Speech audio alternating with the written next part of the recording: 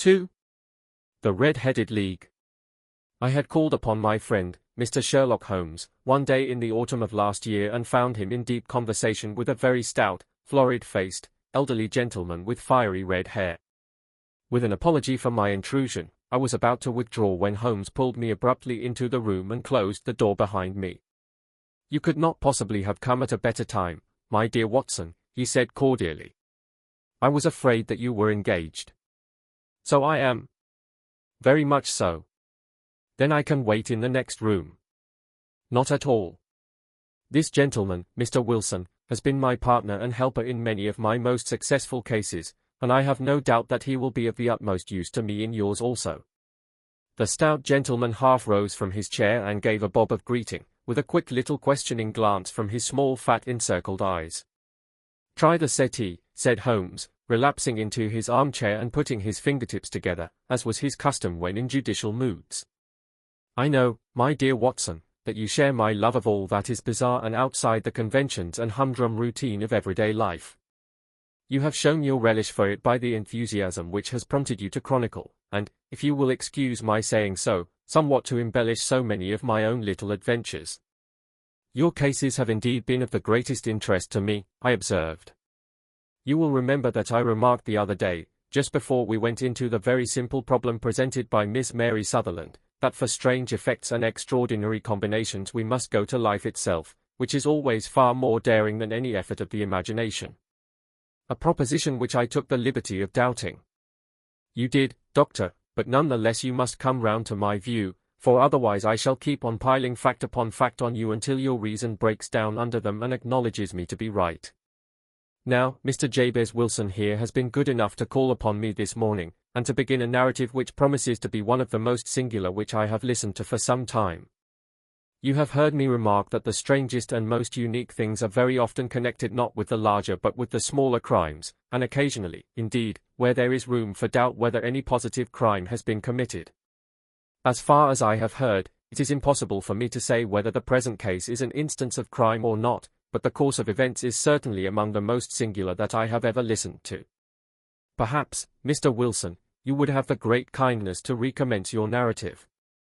I ask you not merely because my friend Dr. Watson has not heard the opening part but also because the peculiar nature of the story makes me anxious to have every possible detail from your lips. As a rule, when I have heard some slight indication of the course of events, I am able to guide myself by the thousands of other similar cases which occur to my memory. In the present instance I am forced to admit that the facts are, to the best of my belief, unique." The portly client puffed out his chest with an appearance of some little pride and pulled a dirty and wrinkled newspaper from the inside pocket of his greatcoat. As he glanced down the advertisement column, with his head thrust forward and the paper flattened out upon his knee, I took a good look at the man and endeavored, after the fashion of my companion, to read the indications which might be presented by his dress or appearance. I did not gain very much, however, by my inspection. Our visitor bore every mark of being an average commonplace British tradesman, obese, pompous, and slow. He wore rather baggy grey shepherd's check trousers, a not over clean black frock coat, unbuttoned in the front, and a drab waistcoat with a heavy brassy Albert chain, and a square pierced bit of metal dangling down as an ornament. A frayed top hat and a faded brown overcoat with a wrinkled velvet collar lay upon a chair beside him. Altogether, look as I would, there was nothing remarkable about the man save his blazing red head, and the expression of extreme chagrin and discontent upon his features. Sherlock Holmes' quick eye took in my occupation, and he shook his head with a smile as he noticed my questioning glances.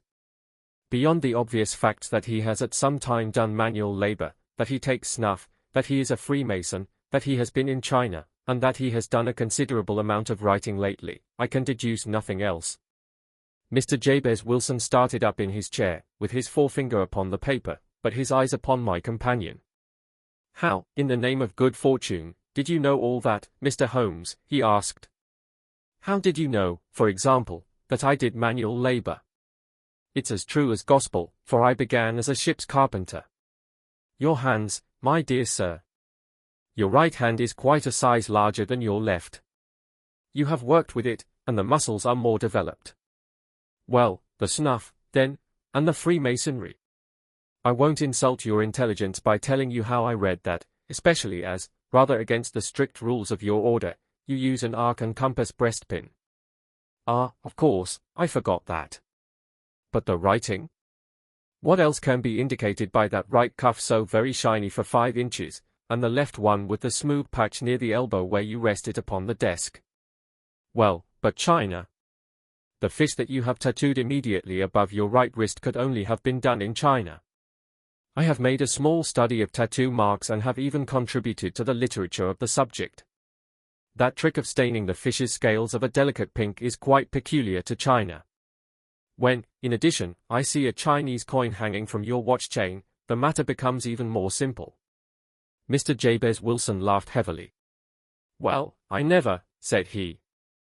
I thought at first that you had done something clever, but I see that there was nothing in it after all. I begin to think, Watson, said Holmes, that I make a mistake in explaining. Omnignotum pro magnifico, you know, and my poor little reputation, such as it is, will suffer shipwreck if I am so candid. Can you not find the advertisement, Mr. Wilson? Yes, I have got it now, he answered with his thick red finger planted halfway down the column. Here it is. This is what began it all. You just read it for yourself, sir. I took the paper from him and read as follows. To the Red-Headed League, on account of the bequest of the late Ezekiah Hopkins, of Lebanon, Pennsylvania, USA, there is now another vacancy open which entitles a member of the League to a salary of £4 a week for purely nominal services. All red-headed men who are sound in body and mind and above the age of 21 years are eligible. Apply in person on Monday, at 11 o'clock, to Duncan Ross, at the offices of the League, 7 Pope's Court, Fleet Street. What on earth does this mean? I ejaculated after I had twice read over the extraordinary announcement. Holmes chuckled and wriggled in his chair, as was his habit when in high spirits. It is a little off the beaten track, isn't it? Said he. And now, Mr. Wilson, off you go at scratch and tell us all about yourself, your household, and the effect which this advertisement had upon your fortunes. You will first make a note, Doctor, of the paper and the date. It is the Morning Chronicle of April 27, 1890. Just 2 months ago. Very good. Now, Mr. Wilson. Well, it is just as I have been telling you, Mr. Sherlock Holmes, said Jabez Wilson, mopping his forehead. I have a small pawnbroker's business at Coburg Square, near the city. It's not a very large affair, and of late years it has not done more than just give me a living. I used to be able to keep 2 assistants, but now I only keep 1, and I would have a job to pay him but that he is willing to come for half wages so as to learn the business. What is the name of this obliging youth? Asked Sherlock Holmes. His name is Vincent Spaulding, and he's not such a youth, either. It's hard to say his age. I should not wish a smarter assistant, Mr. Holmes, and I know very well that he could better himself and earn twice what I am able to give him. But, after all, if he is satisfied, why should I put ideas in his head? Why, indeed? You seem most fortunate in having an employee who comes under the full market price. It is not a common experience among employers in this age. I don't know that your assistant is not as remarkable as your advertisement. Oh, he has his faults, too, said Mr. Wilson. Never was such a fellow for photography. Snapping away with a camera when he ought to be improving his mind, and then diving down into the cellar like a rabbit into its hole to develop his pictures. That is his main fault, but on the whole he's a good worker. There's no vice in him. He is still with you, I presume. Yes, sir. He and a girl of 14, who does a bit of simple cooking and keeps the place clean. That's all I have in the house, for I am a widower and never had any family. We live very quietly, sir, the 3 of us, and we keep a roof over our heads and pay our debts, if we do nothing more. The first thing that put us out was that advertisement. Spaulding, he came down into the office just this day 8 weeks, with this very paper in his hand, and he says, I wish to the Lord, Mr. Wilson, that I was a red-headed man. Why that? I asks. Why, says he, here's another vacancy on the League of the Red-Headed Men. It's worth quite a little fortune to any man who gets it, and I understand that there are more vacancies than there are men, so that the trustees are at their wits' end what to do with the money. If my hair would only change color, here's a nice little crib all ready for me to step into. Why, what is it, then? I asked. You see, Mr. Holmes, I am a very stay-at-home man, and as my business came to me instead of my having to go to it, I was often weeks on end without putting my foot over the doormat. In that way I didn't know much of what was going on outside, and I was always glad of a bit of news. Have you never heard of the League of the Red-Headed Men? He asked with his eyes open. Never. Why, I wonder at that, for you are eligible yourself for one of the vacancies. And what are they worth? I asked. Oh, merely a couple of hundred a year, but the work is slight, and it need not interfere very much with one's other occupations. Well, you can easily think that made me prick up my ears, for the business has not been over good for some years, and an extra couple of hundred would have been very handy. Tell me all about it, said I. Well, said he, showing me the advertisement, you can see for yourself that the League has a vacancy, and there is the address where you should apply for particulars. As far as I can make out, the League was founded by an American millionaire, Ezekiah Hopkins, who was very peculiar in his ways. He was himself red-headed, and he had a great sympathy for all red-headed men, so, when he died, it was found that he had left his enormous fortune in the hands of trustees, with instructions to apply the interest to the providing of easy berths to men whose hair is of that color. From all I hear it is splendid pay and very little to do. But, said I, there would be millions of red-headed men who would apply. Not so many as you might think, he answered. You see, it is really confined to Londoners, and to grown men. This American had started from London when he was young, and he wanted to do the old town a good turn. Then, again, I have heard it is no use your applying if your hair is light red, or dark red, or anything but real bright, blazing, fiery red. Now, if you cared to apply, Mr. Wilson, you would just walk in, but perhaps it would hardly be worth your while to put yourself out of the way for the sake of a few £100. Now, it is a fact, gentlemen, as you may see for yourselves, that my hair is of a very full and rich tint, so that it seemed to me that if there was to be any competition in the matter I stood as good a chance as any man that I had ever met. Vincent Spaulding seemed to know so much about it that I thought he might prove useful, so I just ordered him to put up the shutters for the day and to come right away with me. He was very willing to have a holiday, so we shut the business up and started off for the address that was given us in the advertisement. I never hope to see such a sight as that again, Mr. Holmes.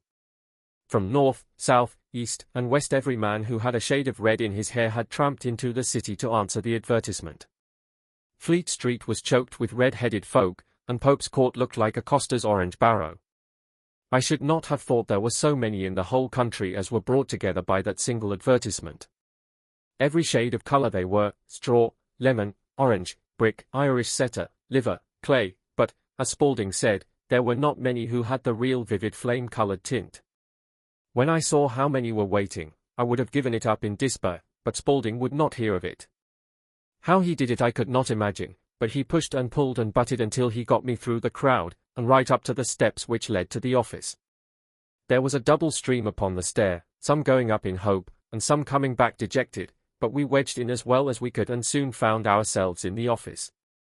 Your experience has been a most entertaining one, remarked Holmes as his client paused and refreshed his memory with a huge pinch of snuff. Pray continue your very interesting statement. There was nothing in the office but a couple of wooden chairs and a deal table, behind which sat a small man with a head that was even redder than mine. He said a few words to each candidate as he came up, and then he always managed to find some fault in them which would disqualify them. Getting a vacancy did not seem to be such a very easy matter, after all. However, when our turn came the little man was much more favourable to me than to any of the others, and he closed the door as we entered, so that he might have a private word with us. This is Mr. Jabez Wilson, said my assistant, and he is willing to fill a vacancy in the League. And he is admirably suited for it, the other answered. He has every requirement. I cannot recall when I have seen anything so fine. He took a step backward, cocked his head on one side, and gazed at my hair until I felt quite bashful. Then suddenly he plunged forward, wrung my hand, and congratulated me warmly on my success. It would be injustice to hesitate, said he. You will, however, I am sure, excuse me for taking an obvious precaution. With that he seized my hair in both his hands, and tugged until I yelled with the pain. There is water in your eyes, said he as he released me, I perceive that all is as it should be. But we have to be careful, for we have twice been deceived by wigs and once by paint. I could tell you tales of cobbler's wax which would disgust you with human nature. He stepped over to the window and shouted through it at the top of his voice that the vacancy was filled. A groan of disappointment came up from below, and the folk all trooped away in different directions until there was not a red head to be seen except my own and that of the manager. "My name," said he, "is Mr. Duncan Ross, and I am myself one of the pensioners upon the fund left by our noble benefactor. Are you a married man, Mr. Wilson? Have you a family?" I answered that I had not. His face fell immediately. "Dear me," he said gravely, "that is very serious indeed. I am sorry to hear you say that." The fund was, of course, for the propagation and spread of the red heads as well as for their maintenance. "It is exceedingly unfortunate that you should be a bachelor." My face lengthened at this, Mr. Holmes, for I thought that I was not to have the vacancy after all, but after thinking it over for a few minutes he said that it would be all right. "In the case of another," said he, "the objection might be fatal, but we must stretch a point in favor of a man with such a head of hair as yours. When shall you be able to enter upon your new duties?" "Well, it is a little awkward, for I have a business already," said I. "Oh, never mind about that, Mr. Wilson," said Vincent Spaulding. "I should be able to look after that for you." "What would be the hours?" I asked. 10 to 2. Now a pawnbroker's business is mostly done of an evening, Mr. Holmes, especially Thursday and Friday evening, which is just before pay-day, so it would suit me very well to earn a little in the mornings. Besides, I knew that my assistant was a good man, and that he would see to anything that turned up. "That would suit me very well," said I, "and the pay?" "Is £4 a week." "And the work?"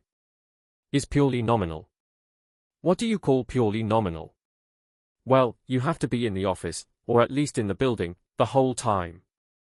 If you leave, you forfeit your whole position forever.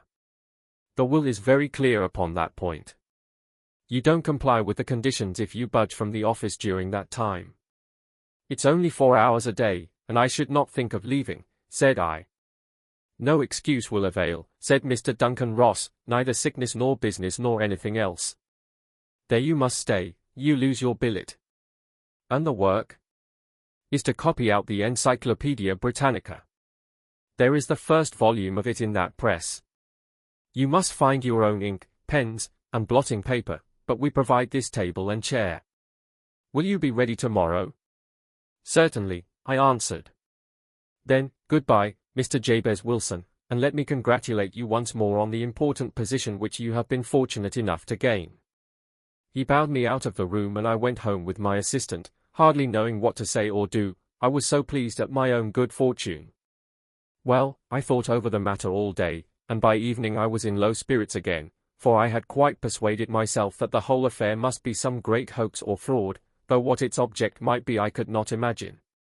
It seemed altogether past belief that anyone could make such a will, or that they would pay such a sum for doing anything so simple as copying out the Encyclopædia Britannica. Vincent Spaulding did what he could to cheer me up, but by bedtime I had reasoned myself out of the whole thing.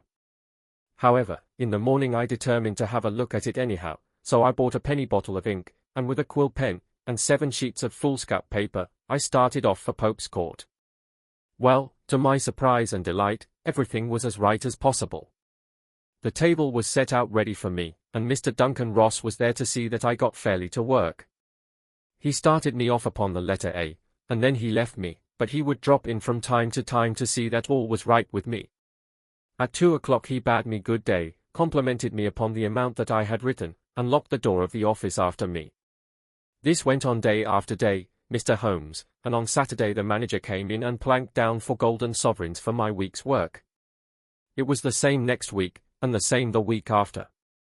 Every morning I was there at 10, and every afternoon I left at 2. By degrees Mr. Duncan Ross took to coming in only once of a morning, and then, after a time, he did not come in at all. Still, of course, I never dared to leave the room for an instant, for I was not sure when he might come, and the billet was such a good one, and suited me so well, that I would not risk the loss of it. 8 weeks passed away like this, and I had written about abbots and archery and armor and architecture and Attica, and hoped with diligence that I might get onto the BS before very long. It cost me something in foolscap, and I had pretty nearly filled a shelf with my writings. And then suddenly the whole business came to an end. To an end? Yes, sir.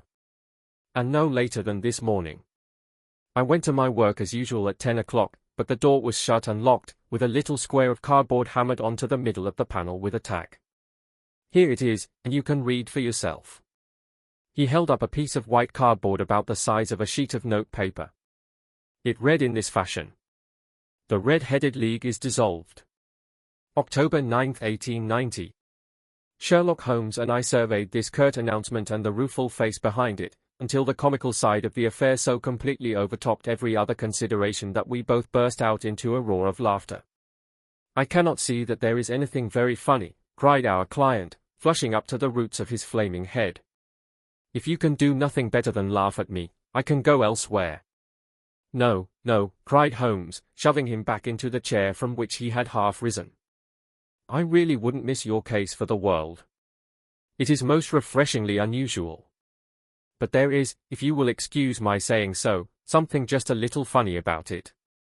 Pray what steps did you take when you found the card upon the door? I was staggered, sir. I did not know what to do. Then I called at the offices round, but none of them seemed to know anything about it. Finally, I went to the landlord, who is an accountant living on the ground floor, and I asked him if he could tell me what had become of the Red-Headed League. He said that he had never heard of any such body. Then I asked him who Mr. Duncan Ross was. He answered that the name was new to him. Well, said I, the gentleman at number 4. What, the red-headed man? Yes. Oh, said he, his name was William Morris. He was a solicitor and was using my room as a temporary convenience until his new premises were ready. He moved out yesterday. Where could I find him? Oh, at his new offices. He did tell me the address. Yes, 17 King Edward Street, near St. Paul's. I started off, Mr. Holmes, but when I got to that address it was a manufactory of artificial kneecaps, and no one in it had ever heard of either Mr. William Morris or Mr. Duncan Ross. And what did you do then? Asked Holmes. I went home to Saxe-Coburg Square, and I took the advice of my assistant. But he could not help me in any way. He could only say that if I waited I should hear by post. But that was not quite good enough, Mr. Holmes. I did not wish to lose such a place without a struggle, so, as I had heard that you were good enough to give advice to poor folk who were in need of it, I came right away to you. And you did very wisely, said Holmes. Your case is an exceedingly remarkable one, and I shall be happy to look into it. From what you have told me I think that it is possible that graver issues hang from it than might at first sight appear. Grave enough, said Mr. Jabez Wilson. Why, I have lost £4 a week.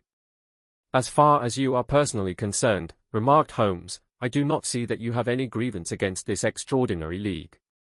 On the contrary, you are, as I understand, richer by some £30, to say nothing of the minute knowledge which you have gained on every subject which comes under the letter A. You have lost nothing by them. No, sir. But I want to find out about them, and who they are, and what their object was in playing this prank, if it was a prank, upon me. It was a pretty expensive joke for them, for it cost them £32. We shall endeavour to clear up these points for you.